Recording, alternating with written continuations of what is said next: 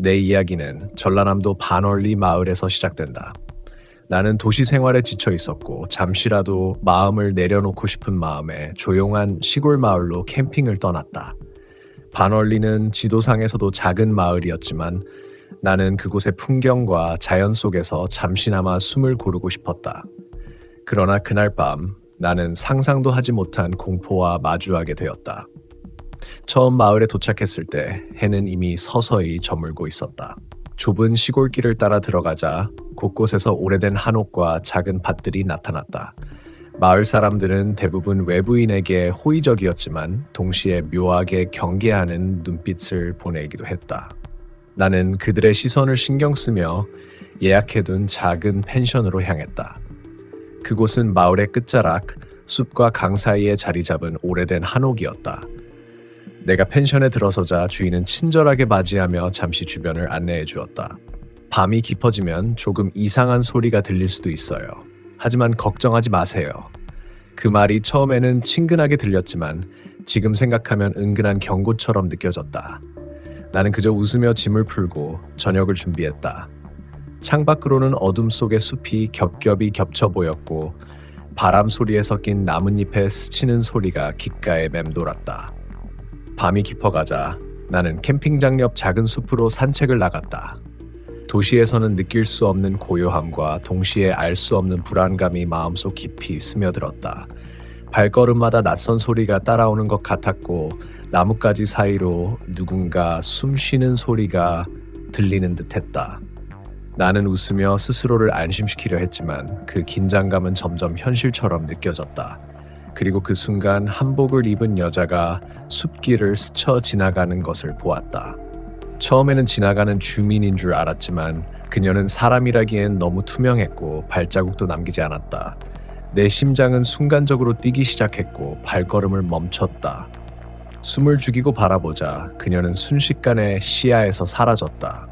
나는 스스로를 진정시키며 환상일 뿐이야. 피곤해서 그런 거야 라고 속으로 되뇌었다. 그러나 집으로 돌아오자 내 방 안에서도 이상한 느낌이 들었다. 창문 너머로 누군가가 나를 지켜보는 듯한 시선이 느껴졌고 바람에 섞인 낮은 속삭임 같은 소리가 귓가에 스며들었다. 나는 처음에는 바람 소리라 생각했지만 속삭임은 점점 명확하게 인간의 목소리처럼 들렸다. 나가. 단어 하나가 내 온몸을 얼어붙게 만들었다. 나는 마음을 다잡고 휴대폰을 들고 주변을 확인하려 했다. 그러나 화면이 켜지는 순간 방 안의 온도가 갑자기 내려가며 손끝이 얼어붙는 듯한 느낌이 들었다. 숨을 크게 들이쉬고 나서야 겨우 정신을 차릴 수 있었다. 나는 침대에 누워 눈을 감고 이 상황이 단지 내가 외지에서 혼자 느낀 불안감이라고 합리화했다. 하지만 불안은 점점 현실로 다가오고 있었다. 다음날 아침 마을 주민들과 이야기를 나누던 중 나는 한 가지 충격적인 사실을 알게 되었다. 주민들은 초하루가 되면 한복을 입은 사람이 집을 스쳐 지나가는 것을 종종 목격한다고 했다. 그리고 그 여자는 대부분 마을 사람들의 옛 기억 속에서 사라지지 못한 존재로 죽음과 관련된 사건과 얽혀 있다는 전설이 있었다. 나는 순간적으로 등골이 오싹해졌고 어젯밤 경험이 단순한 환상이 아님을 깨달았다. 나는 그 이후로 마을 곳곳을 돌아다니며 이 현상을 기록하기로 마음먹었다. 숲속을 걸을 때마다 발걸음 소리와 함께 느껴지는 미묘한 압박감, 주변의 냄새와 온도 변화가 신경을 자극했다. 나뭇잎 사이로 스치는 그림자, 작은 동물 소리마저도 사람처럼 느껴졌다. 매 순간 나는 내 감각을 의심하며 동시에 몸과 마음을 긴장 상태로 유지해야 했다. 그 과정에서 나는 내 과거의 트라우마와도 마주하게 되었다. 도시에서 혼자 지내던 시절, 어둠 속에서 느꼈던 공포와 외로움이 다시 떠올랐고 그것이 현재 상황과 혼합되며 나를 더 불안하게 만들었다. 그러나 한편으로는 이러한 경험을 통해 감각과 직감을 믿는 법, 그리고 자신을 지키는 방법을 배우게 되었다. 밤마다 이어지는 이상한 현상 속에서 나는 몇 가지 규칙을 세웠다. 첫째, 숲속이나 어두운 곳에서는 항상 주변을 주시하며 소리를 경계한다. 둘째, 이상한 느낌이 들면 즉시 그 자리를 벗어나 몸을 보호한다. 셋째, 경험을 기록하며 현실과 환상을 구분하려 노력한다. 이러한 과정이 반복되면서 나는 점점 자신감을 얻고 두려움을 통제할 수 있게 되었다. 그날 밤 다시 한번 한복을 입은 여자가 나타났다. 그러나 이번에는 나는 공포에 휩싸이지 않았다. 대신 여자를 따라가며 주변 환경을 관찰하고 숨결과 소리, 온도를 세심하게 체크했다. 여자는 나를 무시한 채 숲속으로 사라졌다. 나는 침착하게 발걸음을 되돌리며 이제 더 이상 혼자가 아니란 사실을 깨달았다. 두려움은 완전히 사라지지 않았지만 그것을 이해하고 관리할 수 있게 된 순간이었다. 나는 그 후로 마을을 떠났지만 바널리에서의 경험은 내 삶 속 깊이 각인되었다. 숲속에서 느낀 압박감, 속삭이는 소리, 그리고 한복의 그림자. 그것들은 단순한 공포가 아니라 나 자신과 마주하게 하고 감각과 직감을 믿도록 만드는 교훈이었다. 나는 지금도 그 경험을 떠올리며 사람들에게 공포가 단순한 두려움이 아니라 자신을 돌아보는 기회가 될 수 있음을 이야기한다. 그 후 몇 주 동안 나는 바널리 마을 주변을 탐사하며 느낀 것들을 기록했다. 낮에는 평화롭고 따뜻한 햇살이 마을을 감쌌지만 밤이 되면 숲과 골목마다 알 수 없는 긴장이 스며들었다. 처음에는 단순한 불안감이라고 생각했던 소리와 그림자들은 점점 구체적 형태를 갖추기 시작했다. 바람에 스치는 나뭇잎 사이로 사람이 아닌 듯한 발자국 소리가 들렸고 나를 지켜보는 듯한 시선이 느껴졌다. 어느 날 밤 나는 캠핑 장비를 챙겨 숲속 깊은 곳으로 들어갔다. 달빛은 나무 사이로 희미하게 비쳤지만 그 빛조차도 주변의 어둠을 완전히 밝히지는 못했다. 발걸음을 조심스레 옮기면서 나는 몸과 감각을 최대한 집중시켰다. 나무 사이로 스며드는 그림자 하나하나가 눈에 들어왔고 바스락거리는 소리 하나에도 심장이 뛰었다. 그런데 갑자기 숲 한가운데서 낮게 속삭이는 소리가 들렸다.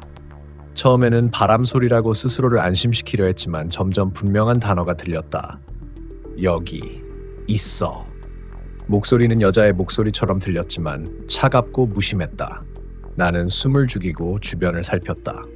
그 순간 숲속 나무 사이로 한복을 입은 여자의 형체가 나타났다. 그녀는 움직임이 느리지만 시선은 나를 똑바로 향하고 있었다. 순간적으로 공포가 온몸을 감쌌지만 나는 도망치지 않고 한 발 한 발 조심스럽게 후퇴했다. 마음속에서는 도망가야 한다는 본능과 이 현상을 기록해야 한다는 의무가 충돌했다. 나는 휴대폰을 꺼내 사진을 찍으려 했지만 화면은 깜빡이며 제대로 켜지지 않았다. 그녀는 나를 향해 다가오지 않고 단지 그 자리에 서서 나를 지켜보았다. 바람이 불자 그녀의 한복이 흩날리며 마치 주변 공기를 흔드는 듯했다. 그때 나는 처음으로 숲속의 공기가 달라졌음을 느꼈다. 차갑고 눅눅하며 동시에 알 수 없는 압박감이 내 어깨를 누르는 듯했다. 그녀가 사라진 후 나는 무릎을 꿇고 심호흡을 했다. 이전에는 공포를 억누르며 무조건 도망치기만 했지만 이번에는 상황을 관찰하고 이해하려고 노력했다. 공포는 여전히 존재했지만 내 안에서 점점 통제 가능한 감정으로 변하고 있었다. 나는 이 경험을 통해 공포와 맞서는 방법은 도망이 아니라 직면과 기록이라는 사실을 깨달았다. 다음 날 마을 주민들과 이야기를 나누며 그날 밤 경험을 설명했다. 그들은 조용히 내 말을 듣고 고개를 끄덕였다. 그리고 나서 놀라운 이야기를 들려주었다. 마을에는 오랫동안 숨어있는 존재를 관찰하는 전통이 있었고 일부 주민들은 자신의 조상과 관련된 영적 존재가 나타난다고 믿었다는 것이다. 나는 순간적으로 소름이 돋았지만 동시에 이해가 갔다. 내가 경험한 여자는 단순한 귀신이 아니라 마을의 역사와 기억 속에서 존재하는 일종의 영적 흔적이었다. 나는 그날 이후 숲속에서 마주하는 현상을 더 자세히 기록하고 분석하기 시작했다. 바람 소리, 발자국, 그림자, 온도 변화, 심지어 숲속 냄새까지 세심하게 관찰했다. 기록을 반복하면서 나는 조금씩 규칙을 발견했다. 그녀는 특정 시간에 나타나고 특정 위치에서만 모습을 드러내며 나를 시험한 듯한 행동을 보였다. 이러한 패턴을 이해하자 나는 공포를 단순히 받아들이는 것이 아니라 예측하고 준비할 수 있게 되었다. 그 과정에서 내 과거 트라우마와의 싸움도 계속되었다. 어릴 적 경험했던 어둠 속 공포, 혼자 남겨진 외로움, 부모님과의 갈등 등. 숲속에서 마주하는 공포는 단순한 외부적 현상이 아니라 내 내면의 불안과 합쳐져서 나를 시험했다. 나는 그 경험을 통해 두려움은 단순히 외부에서 오는 것이 아니라 내 안에서도 자라나는 감정임을 깨달았다. 어느 날 밤 다시 한복을 입은 여자를 마주쳤다. 이번에는 처음과 달리 나는 공포에 굴하지 않고 천천히 다가가며 그녀의 행동을 관찰했다. 그녀는 나를 스쳐 지나가기만 했고 도망가거나 공격하지 않았다. 나는 그녀가 나를 시험하고 있음을 깨달았다. 심장은 여전히 빠르게 뛰었지만 마음은 평온했다. 공포를 통제하고 상황을 분석할 수 있다는 자신감이 생긴 순간이었다. 그 경험을 마지막으로 나는 반월리를 떠났다. 그러나 그 경험은 단순한 공포 체험이 아니라 나 자신과 마주하는 시간이자 감각과 직감을 믿는 법을 배우는 과정이었다. 나는 지금도 그 밤과 숲속을 떠올리며 두려움이 단순한 감정이 아니라 자신을 돌아보게 하는 기회가 될 수 있음을 이야기한다. 반월리에서의 다음 며칠은 낮과 밤이 완전히 달랐다. 낮에는 마을이 평화롭고 친근하게 느껴졌지만 밤이 되면 그 평화로움이 오히려 불안감을 증폭시키는 배경이 되었다. 나는 마을 사람들과 더 깊이 이야기를 나누기 위해 일부러 마을 회관을 찾았다. 주민들은 처음엔 나를 경계하는 듯 했지만 내가 경험한 사건을 솔직하게 이야기하자 조금씩 마음을 열었다. 한 할머니가 조용히 내게 다가왔다. 그녀는 잔잔한 눈빛으로 나를 바라보며 말했다. 외지에서 온 손님이 이런 이야기를 믿어주다니 참 신기하구나. 우리 마을은 오래전부터 초하루 날밤에 나타나는 존재를 조심하거든. 한복 입은 사람을 봤다면 그건 단순한 귀신이 아니야. 그녀의 목소리는 낮았지만 공기 중에 울림처럼 번졌다. 나는 숨을 삼키며 그녀에게 질문했다. 그럼 왜 나타나는 건가요? 할머니는 잠시 눈을 감았다가 마치 오래된 기억을 꺼내듯 말을 이어갔다. 우리 조상 중 몇몇은 한밤중에 불의의 사고로 세상을 떠났어. 그들의 원한과 기억이 아직 완전히 사라지지 않은 거지. 초하루가 되면 그 영혼들이 세상과 잠시 연결되는 날이야. 사람들 눈에는 한복 입은 모습으로 보이는 거고. 나는 할머니의 말을 듣고 등골이 오싹해졌다. 단순한 괴담이 아니라 마을 사람들의 기억과 역사 속에서 생긴 현실적 현상이라는 사실이 머릿속에서 반복되었다. 그때부터 나는 한복의 존재가 단순한 귀신이 아니라 마을의 기억과 나의 관찰이 맞물린 공포적 기록이라는 생각을 하게 되었다. 그날 밤 나는 다시 숲속으로 향했다. 달빛은 구름 사이로 희미하게 비쳤고 나뭇가지 사이로 바람이 스쳤다. 발걸음마다 긴장이 몸을 휘감았고 작은 바스락거림에도 온몸이 굳었다. 숲은 낮에는 평화롭지만 밤에는 살아있는 듯한 압박감을 주었다. 나는 이 압박감을 무시하려 했지만 감각은 오히려 더 날카로워졌다. 그리고 그녀가 나타났다. 한복을 입은 여자가 숲 가장자리에서 나를 바라보고 있었다. 이번에는 내가 숨지 않고 오히려 천천히 다가갔다. 그녀는 움직이지 않았지만 시선만으로도 내 심장을 조여왔다. 나는 손을 뻗어 가까이서 관찰하고 싶었지만 동시에 내 몸과 마음은 도망가라는 신호를 보내고 있었다. 공포와 호기심, 두 감정이 내 안에서 충돌했다. 그 순간 바람이 갑자기 강하게 불며 숲속 나뭇가지가 부러졌다. 나는 몸을 숙이고 숨었지만 여자는 사라지지 않았다. 대신 그녀의 한복이 바람에 따라 흔들리며 마치 주변 공기 자체를 왜곡하는 듯한 느낌이 들었다. 나는 심장을 다잡고 한 걸음씩 후퇴했다. 숨이 차오르면서도 이 경험을 기록하고자 하는 강한 욕구가 내 안에서 일렁였다. 다음 날 나는 마을의 또 다른 주민, 중년 남성을 만났다. 그는 숲속에서 경험한 이상 현상들을 더 구체적으로 설명했다. 우리 마을 사람들은 오래전부터 숲과 골목마다 보이지 않는 눈을 경계해 어떤 날에는 그 존재가 말을 걸기도 하고 어떤 날에는 단순히 지나갈 뿐이지. 하지만 주의해야 해. 그 존재를 무시하거나 두려움만 느끼면 그 공포가 현실을 지배할 수 있어. 나는 그의 말을 듣고 공포가 단순히 외부 현상에서 오는 것이 아니라 내 마음속에서 만들어지는 감정임을 다시금 깨달았다. 숲속에서의 경험은 단순히 귀신과의 만남이 아니라 나 자신의 내면과 감각을 시험하는 과정이었다. 그리고 그것을 이해하고 받아들일 때 공포는 통제할 수 있는 경험으로 변했다. 그날 밤 나는 마지막으로 숲속 깊은 곳까지 걸어갔다. 달빛이 나무 사이로 희미하게 비치고 바람에 나뭇잎이 스치는 소리가 내 귀에 가까이 다가왔다. 나는 숨을 고르고 주변을 관찰했다. 그리고 그때 숲 가장자리에서 한복을 입은 여자가 다시 나타났다. 그녀는 이번에는 움직이지 않고 단지 나를 바라보고 있었다. 나는 공포를 억누르고 그 순간의 느낌을 최대한 기록했다. 바람, 온도, 냄새, 심지어 심장 박동까지 모든 감각이 날카롭게 깨어났다. 그 순간 나는 깨달았다. 공포는 단순히 도망칠 대상이 아니라 관찰하고 이해해야 하는 대상이었다. 여자는 나를 시험하고 있었지만 나는 이제 그녀를 두려워하지 않았다. 대신 그 존재와 내 감각, 그리고 내 내면의 두려움이 어떻게 연결되어 있는지 이해할 수 있었다. 나는 숲을 빠져나와 마을로 돌아왔다. 마을의 골목과 집들을 지나면서 낮과 밤의 경계가 사라진 듯한 기분이 들었다. 낮의 평화와 밤의 공포가 하나로 이어져 내 안에서 공포와 이해가 공존하는 순간이었다. 나는 이 경험을 기록하며 공포는 단순히 두려움이 아니라 자신을 돌아보고 감각과 직감을 믿는 계기가 될 수 있음을 깨달았다. 며칠이 지나고 나는 숲속에서 마주치는 현상들을 더 깊이 이해하고자 일부러 늦은 밤까지 머물렀다. 달빛은 점점 희미해지고 공기는 차갑고 무겁게 가라앉았다. 바람은 불규칙하게 불었고 나뭇가지가 서로 부딪히는 소리가 내 귀를 스쳤다. 발걸음을 옮길 때마다 심장은 빠르게 뛰었고 동시에 내 머릿속에는 여기를 벗어나야 한다는 본능과 이 순간을 기록해야 한다는 의무가 충돌했다.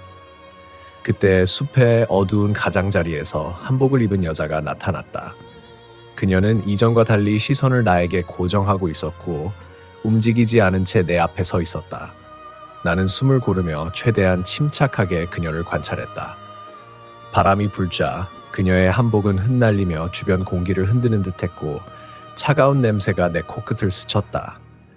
그것은 단순한 공포가 아니라 내 감각 전체를 흔드는 압박감이었다. 내 몸은 자연스럽게 경직되었지만 이번에는 도망치지 않았다. 대신 나는 한 발 한 발 천천히 다가가며 그녀의 움직임과 존재 방식을 분석했다. 그녀는 말을 하지 않았지만 존재 자체가 메시지처럼 느껴졌다. 여기, 내가 있다는 것을 인식하라. 나는 속으로 자신을 다독이며 공포와 직면할 때 얻을 수 있는 통찰을 기록했다. 다음 순간 숲속에서 낮게 속삭이는 소리가 들렸다. 기억해.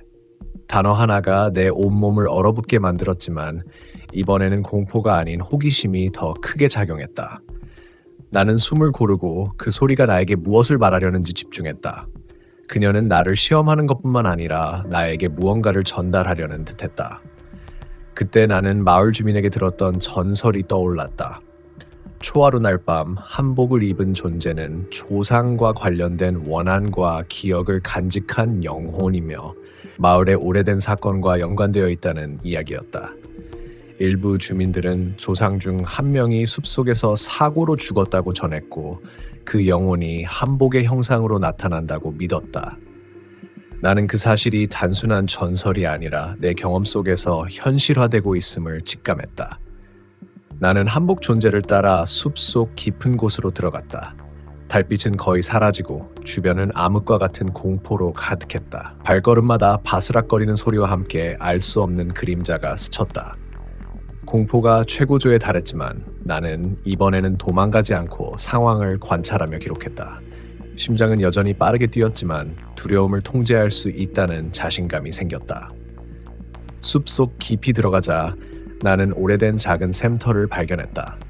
그곳은 마을 전설 속 사고가 일어난 장소와 겹치는 지점이었다. 한복 존재는 그 샘터 앞에 서서 나를 바라보고 있었다. 나는 숨을 죽이고 주변을 살폈다.